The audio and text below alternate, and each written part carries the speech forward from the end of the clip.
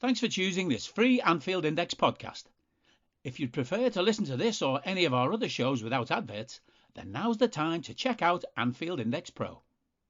With AI Pro, you can supercharge your entire listening experience.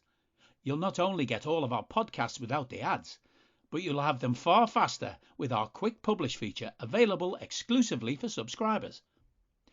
AI Pro also puts you in the heart of our sound studio, with an option to listen to many of our shows live and interact with the podcasters in real time as the shows are recording. Upgrading couldn't be easier. AI Pro is available on all popular podcast platforms, and we have our own apps for Apple and Android. Just head on over to AnfieldIndexPro.com and get started today. Hello and welcome to World Cup Daily. It is me, Guy, again. Dave couldn't be arsed. That's what we'll go with. Couldn't be arsed. But he has been at the doctor's with his knee, so we'll let him off. But we are adding at least 48 hours to his lateness score, Karl. Yeah, I think we'll have to start measuring his absence in World Cup added on time. So days then. Yeah, basically. Absolute days, yes.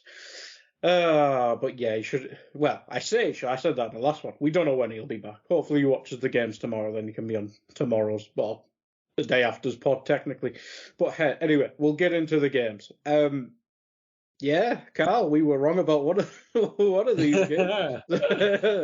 I think so. Yeah, I think so was everyone else in the world, I believe. Yeah, pretty much. I think this is shock number one of this tournament, and I don't think it'll be supplanted as first place shock, let's say, across the whole tournament. Maybe it will, but this was a huge one, I think, judging by rankings and previous form and all the rest of it. Some of the stats guys have suggested that this is the biggest shock in World Cup history, Saudi Arabia beating Argentina.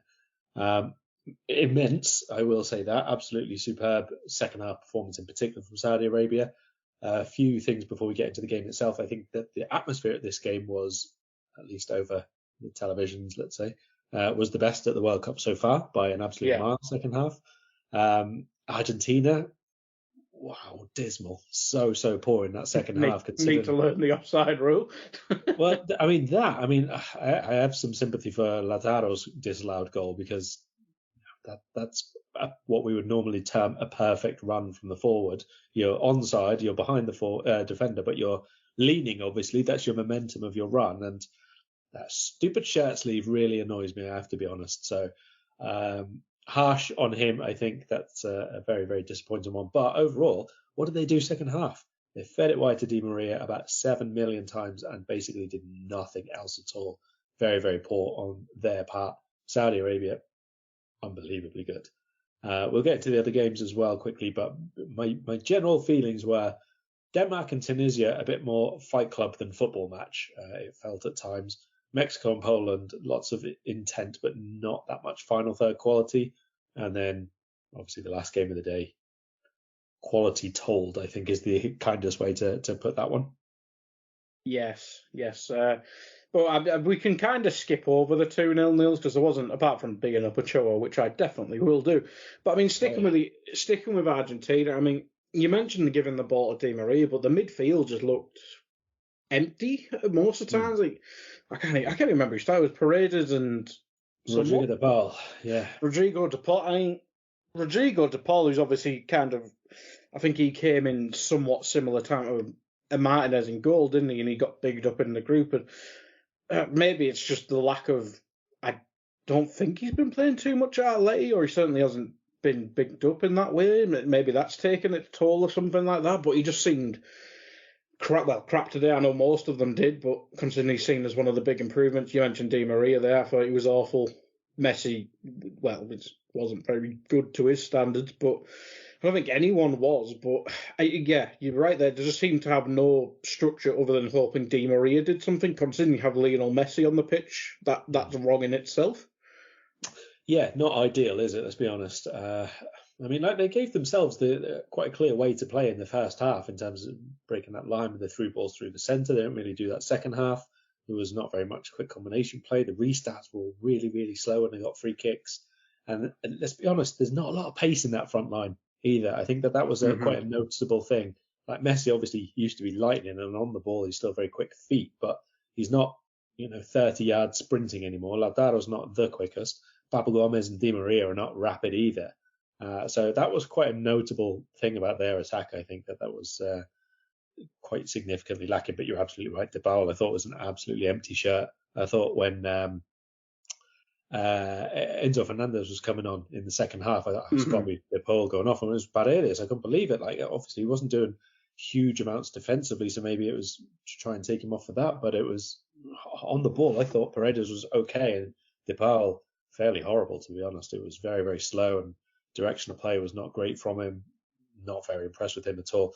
Probably worth pointing out, since we're talking about Argentina midfield, one of their big injury losses pre-tournament was Giovanni Lo Celso, who, if we watched him at Spurs, obviously didn't really make that much of an impression, but very, very good in Spain and has become a really big part of Scaloni's Argentina midfield. So worth noting that, but one player is not an excuse for this kind of result. This was a team-wide failing on one side and a team-wide rising above everything they have done previously on the other side. So massive, massive props to Saudi Arabia, I think, and for the fans and the stadium atmosphere that they generated, the work rate from Salam Al-Dosari in particular. That goal was probably the goal of the tournament at that point, I would imagine, probably worth saying. And I think at least 3 of those defensive players must have got about 900 blocks in each. So it was very, very committed. Obviously something once you've got hold of, which is everything that you want, is basically going to put your body on the line and do whatever it takes. Obviously someone paid a bit of a price there with Owais putting his knee through his chin. I can't remember who it was. Oh, God, yeah. Just at the moment, but that was that aside, and the 77 million minutes of injury time which ensued thereafter. What a game that was! What an ovation they got at the end, and very, very much deserved. Yeah, this I think this felt like maybe the start of the World Cup, whereas like the first bit of excitement, because there was just a shock. Because I think every other game was just like, when is expected? Or it was well, I mean, like we spoke about this yesterday, right? I mean, with England and with the big result, but we say didn't really feel like that much happened. And I said, like, if England have come a bit later on in the tournament for their first game after a couple more of the big ones had played, and we'd had this kind of shock result for Argentina already against Saudi Arabia, who are obviously another Asian side, and then England went out and beat another Asian side who did well to qualify by that scoreline that they did, it would be seen as a bit different, I think. So I do think you're absolutely right. It's taken something untoward to make it feel like this is the proper start as such, and things are happening from now. Because even like the knock on into the Denmark-Tunisia match, if we move on to that one, you could see really that maybe the Tunisian side started maybe more on the front foot and aggressive minded in terms of attacking play and all the rest of it, then maybe they would have otherwise. It's not a definite knock-on effect, but it's got to obviously boost the lesser fancied nations that this is the World Cup. Anything can happen. If you make it happen, things can go absolutely mad on the world stage. So go for it. Yeah, and that's the thing. We'll move on to Denmark, Tunisia. I mean, we can't big up Saudi Arabia and other players enough, but I don't know any of them by name, so I can obviously just go on the list of goal scorers and stuff like that. But it's really good that they've made a name for themselves. I'm pretty sure they said all their players still play in Saudi Arabia in the commentary. I might be wrong on that, but maybe that's a ploy, obviously, to keep them all in Saudi Arabia for the time being. But if they've clearly given them a name for themselves, so if they do get markets from Europe and stuff like that, they've certainly done that well. But we'll move on to Denmark, Tunisia. You mentioned there Tunisia were quite good. The game didn't ever really spark, apart from the odd referee. I wouldn't controversy is the wrong word, but just moment of decision. I think was this the one where he went to the monitor and didn't overturn it? That was basically the most exciting bit. Yeah, the very, very late non-penalty. I agree. This one, it lacked a little bit of something, didn't it? There was a little bit missing in terms of maybe final third quality or the final ball. There was a couple of half chances, but nothing you could say was absolutely unbelievable. Have to score that chance, other than Mr. 9 foot tall Andreas Cornelius contriving to miss pretty much all of the ball from all of 1 yard out. That should have been a goal, obviously. Absolutely. And another one that didn't really spark into life was Mexico-Poland. Obviously, everyone knew Ochoa was saving the penalty. Naturally. Obviously, of course. Well, you told everybody, so. I did. Absolutely. I said it in a WhatsApp as well. As soon as it got given, I was like, never been more confident in my life. This is getting the same. But no, I mean, Mexico played quite well, especially in the first half, but they just didn't have that goal threat up front. Whereas Poland were awful the first half, grew into it a bit the second half, but I'm not sure what formation they played whilst qualifying and stuff like that. And if you do, please correct me. But playing three at the back, and then they had, I think ITV or whatever it was, had it listed as Zielinski up top with Lewandowski. I was like, Milik exists for this, doesn't he? He just exists for these tournaments to play next to Lewandowski. I mean, you would think so, yeah. I mean, usually they would play Szymanski just off Lewandowski, and it would be a 3, and then Zalewski would be the left wing back and Cash the right wing back. But it's it's a pretty flexible on and off the ball system. As I said in the pre-match pod, I'm not really that keen on this Poland setup, even though some of the individuals within it I do think are good, and I do quite like watching them play at club level. But it's a little bit stodgy, isn't it? It's a bit overly agricultural at times in terms of their build-up play. It's a bit one-dimensional. I do think they've got, it is. I think they've got better players there than they're allowing them to play, and I think it would be a bit more likely that they would win some of these games, which are very, very tight, if they actually did play a little bit more on the front foot and a little bit more expansive build-up play, commit a couple of more players forward. I mean, the number of times that they did get sort of wing-backs or wingers, whichever one you want to call them, into high areas, and they would look to deliver across, and it's Lewandowski in there and nobody else. It's a little bit pointless at times, especially, like you say, Milik unused on the bench. Frankowski is obviously quite experienced at this level as well. Grosicki could have played. There's quite a few of them there they could have turned to, or even just play Zielinski right off him as he has done previously, or Szymanski right alongside Lewandowski. He does thrive if you don't allow 2 or 3 defenders all to mark him. That's what I find. One man is not always capable of overhauling 3. So do something about that. I agree that Mexico were the better footballing side. I think Alexis Vega was probably one of the standout performers left-hand side for them. Lots and lots of good movement and creativity about him, a bit of invention, just a bit wild and not all that good with his final decision-making of when to take the shot on and so on. But I think Mexico have probably got enough to go through, but I will obviously qualify that by reminding myself that they're not in the group that I thought that they were yesterday. That's true. At least you remember. But that group's blown wide open now because of Saudi Arabia, obviously. So I think with them drawing, Saudi only has to win one more game to go through, if I'm not mistaken. So they could, just one more draw might be enough, depending on obviously the other results. But I guess there's no real reason for them to fear anybody now, is there? Yeah, I think that was almost a result of the other one. I think it was just too tight where maybe if Argentina just tonked them, you just go, well, we can risk it here because, well, we can maybe pick something up against Argentina, we'll all beat Saudi Arabia. So now it's just wide open, whereas Argentina now have to win both games, basically. So yeah, that's going to be interesting. But finally, before we move on to, is it today's games yet? Half an hour. Tomorrow's game still. We have France-Australia. Australia take the lead. I was thinking everyone at the same time was asking the question: is this a bigger shock than Saudi Arabia? Then Mbappe said no.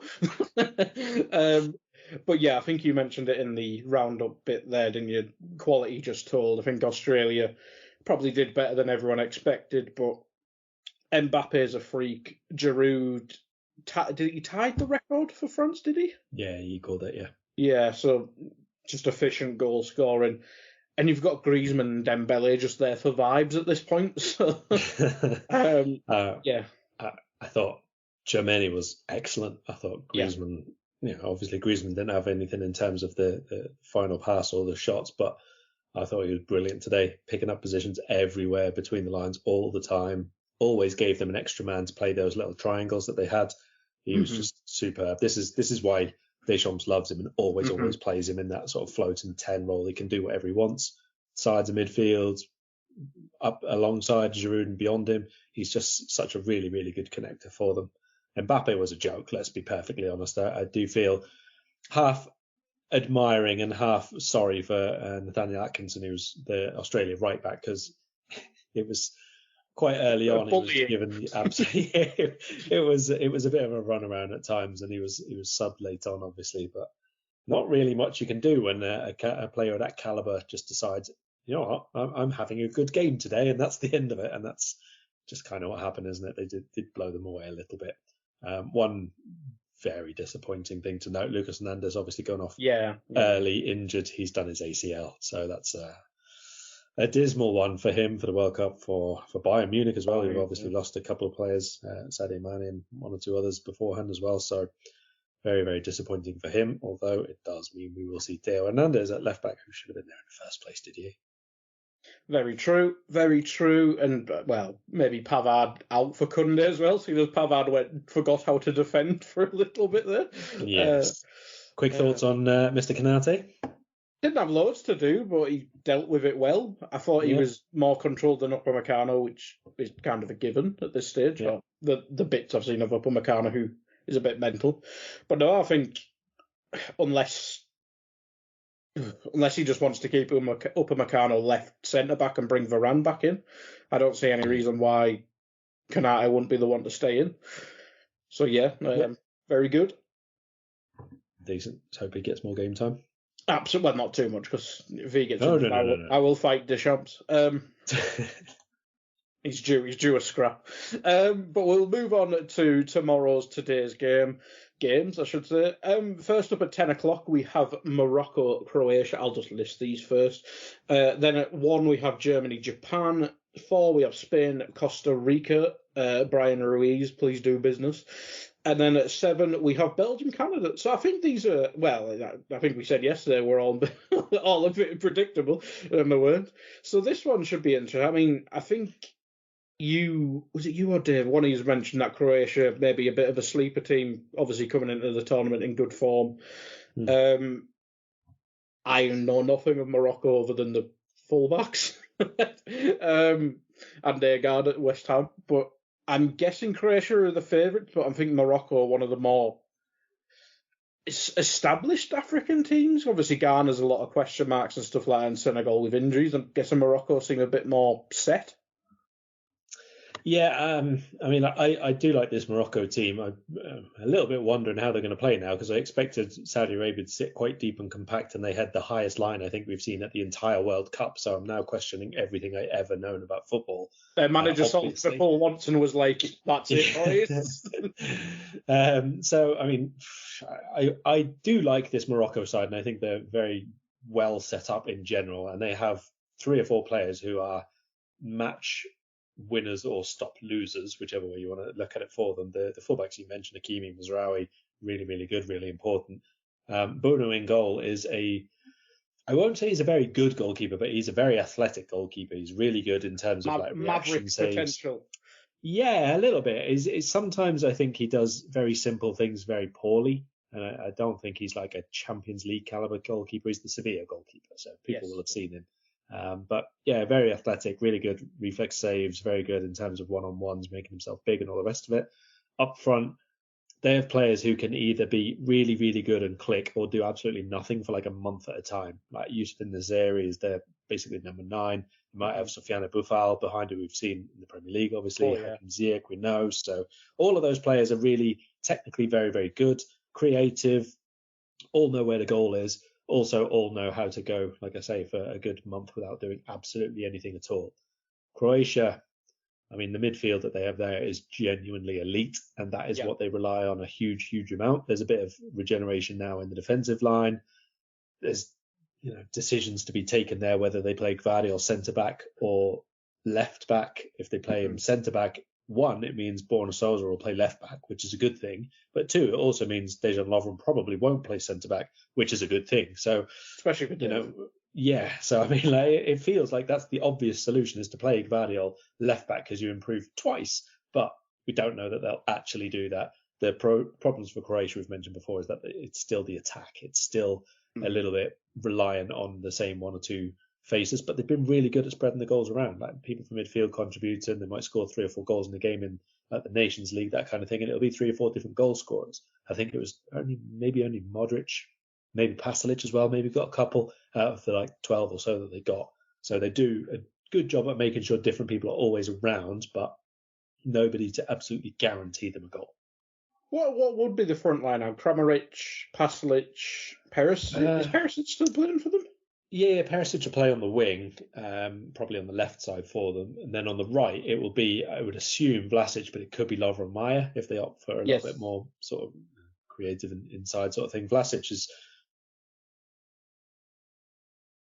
much more 10, so he kind of has to filter out there. And then up front, it could be Levaya instead, but it's much of a muchness. If I was staking £1 billion of somebody else's money, I would say that whoever starts up front for Croatia is subbed by about 65 minutes for the other one.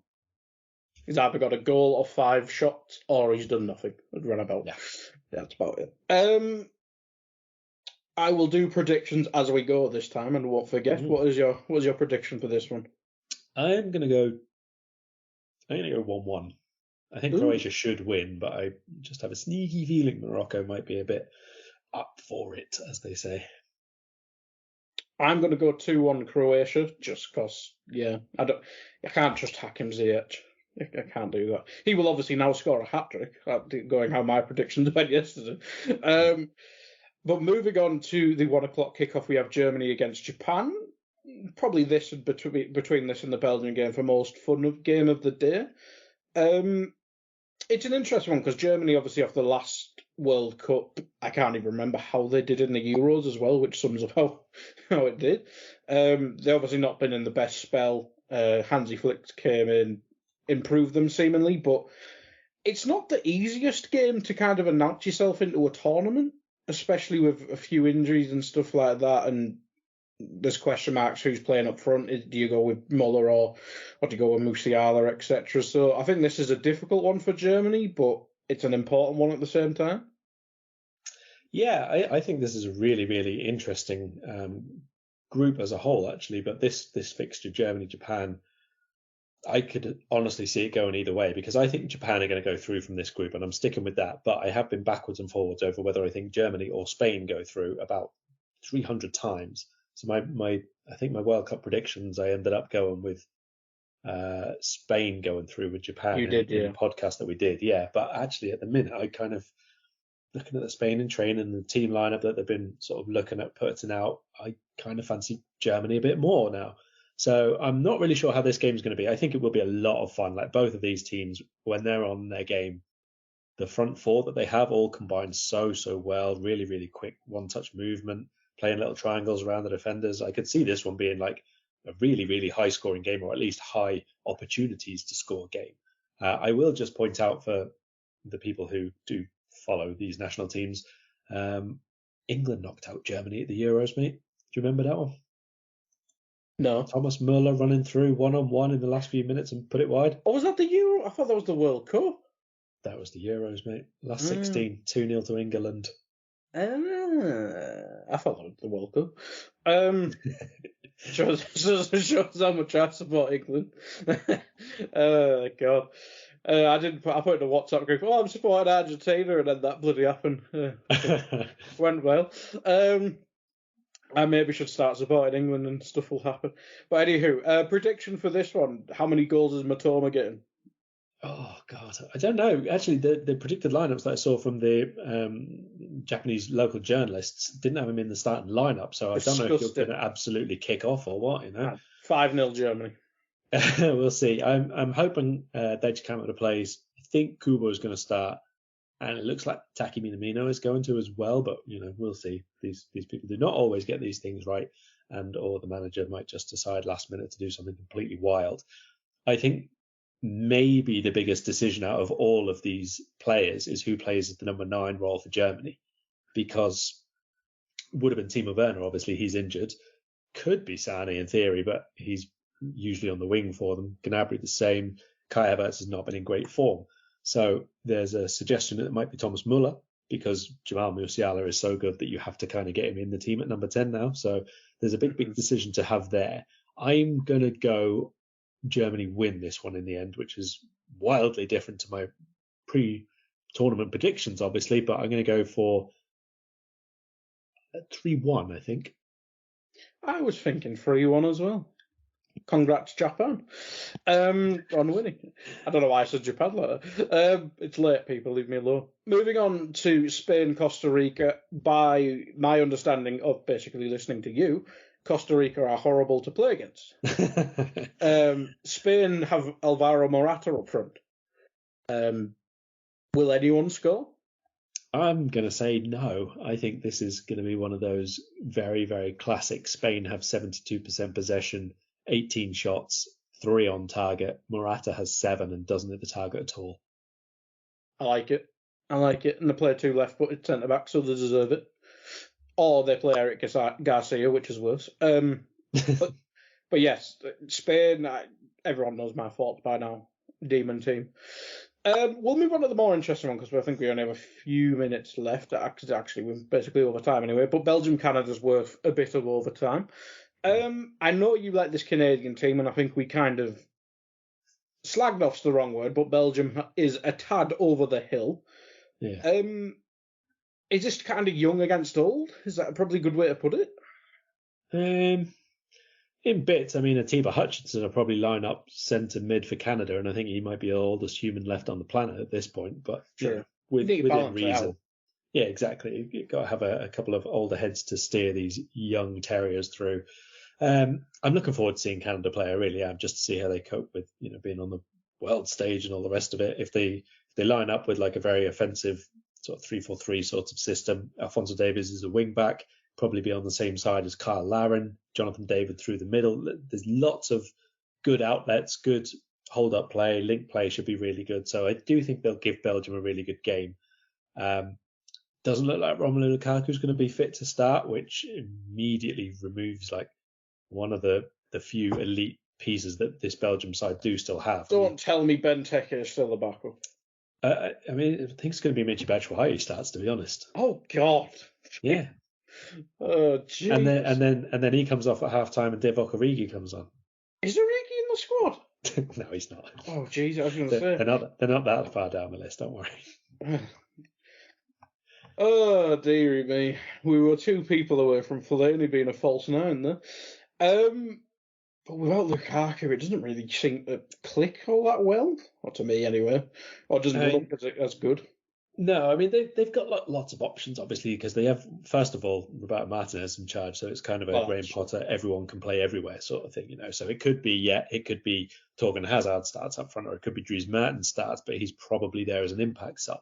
It could be Eden Hazard plays as the false 9, for example, or Kevin De Bruyne, who's played there for Man City before. So it could be anything yet, but again, we're going here off the Belgian journalists who are sort of talking in the lead up to the game.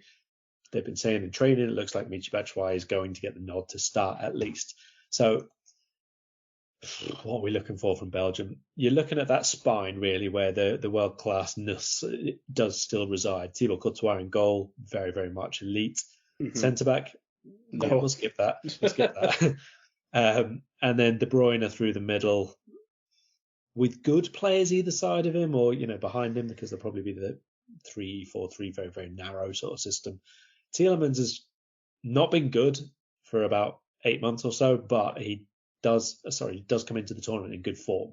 The last maybe 6 weeks or so with Leicester, something like that, he has been much more involved, much better, much more involved in their final third play as well. So maybe it's good timing for him. Axel Witsel, if he starts alongside him in midfield, fine. I don't mind Witsel, but he's been playing centre back for Atletico Madrid. He's 50-year-old. Let him die. So yeah, there's again question marks over this team. Again, Thomas Meunier is another one who may or may not be fit to start. Eden Hazard may start, but whether that means he's fit or not is anybody's guess at this point. He's not been fit. Well, he has been fit. He's not been fit since he left Chelsea. Yeah. So there's lots of nearly really good players like Leandro Trossard. We've seen him be brilliant this season. Yeah. Unfortunately, far too close up for our liking. Amadou Onana could be involved. Yannick Carrasco could play wing back or off the front line. There's lots of options here for Belgium, but making it all click very, very quickly, I think, is a difficult thing. And you can imagine, assuming Canada and their players don't freeze on the big stage, and I can't imagine there's really any reason why they would do. They've got to be massively up for this. This is historic for them. I think this will be a really difficult game for Belgium. Yeah, it seems like a very good opportunity for Canada. I didn't give my prediction for the last game. I'll go 0-0. No, 1-0. Brian Ruiz is scoring a free kick. Let's go. Yeah, what's your prediction for this one? I don't know. Belgium should win, but I really like some parts of this Canada team. I think they're going to give them a good scare. I'm going to go 1-1. Yeah, I want to see Afonso Davies a bit more. Like, who watches the Bundesliga? I want to see Afonso Davies be free, do what he wants, play him as a winger where he's born to play. No, this wing back stuff. God, I don't know. Kevin De Bruyne exists for Belgium, so I'll just go 2-1 Belgium. I think one of us should go for a Belgium win because it feels like that's the more natural thing to do. And I might well have been biased by today's early result and thinking now every game has to go not according to plan. As soon as Australia scored, everyone was like, it's happening. Yeah. The big teams aren't ready. And they were. But Belgium a big team? That is the final question. But, Karl, we have done it. And, we're only 5 minutes late. But look at us. Anything to plug out of your millions of writings? Yes, the one a day. What are we going for this time? On Wednesday, I will have a piece on Uruguay. They're playing on Thursday, so we're getting the pieces up like one day early because some of the games obviously are kicking off before people have settled in after their breakfasts and stuff. So Uruguay is the big piece. It's the regeneration of their team since that squad, which seemed to be exactly the same for like 8 tournaments in a row. And I think that they're doing very, very well in terms of bringing through a lot of very, very high quality players. Might well make them out as my, what do we call them? Dark horses to win the tournament. I like it. Serbia and Uruguay. The fight for the dark horse. Let's go. Love it. I do like it. But that will, we get to talk about Uruguay tomorrow. If it is me, if not, it'll be Dave. And, he likes Uruguay as well. So that will be fun. But thank you, everyone, for listening. Don't know who's hosting next time, but we'll be here either way. But thank you, everyone. Goodbye. We hope you enjoyed listening to this Anfield Index show. Please be sure to subscribe to our channel so future podcasts find their way to your device automatically. There's nothing quite like fan engagement, and we'd love to know what you think of anything discussed on this show. The best way to get in touch is over on our free Discord community, where both podcasters and listeners debate the hottest LFC topics 24/7. Sign up free now at anfieldindex.com/Discord. You won't regret it. You can also follow us on Twitter at Anfield Index and find us on Facebook by searching for Anfield Index. Oh, and before you go, we'd love it if you could leave us a 5-star review on your favourite podcast app. It only takes a couple of seconds, and it means the world to the people who create these free shows.